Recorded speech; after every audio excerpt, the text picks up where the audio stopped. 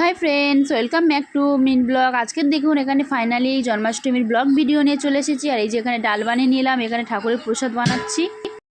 তো বাইরে প্রচণ্ড পরিমাণে বৃষ্টি হচ্ছে, আপনারা নিশ্চয়ই বুঝতে পারছেন। আর এখানে দেখুন ফাইনালি আমার সব কিছু ডেকোরেশন কমপ্লিট হয়ে গেছে, সাথে ভগবানের প্রসাদও বানিয়ে দিয়েছি। আর আমার ব্লগটা যদি আপনাদের ভালো লেগে থাকে অবশ্যই লাইক কমেন্ট শেয়ার করে দেবেন। একটা যদি ভালো লেগে থাকে অনেক অনেক শেয়ার করবেন। মাই এমদাদ লাইফস্টাইল রিভিউ চ্যানেল।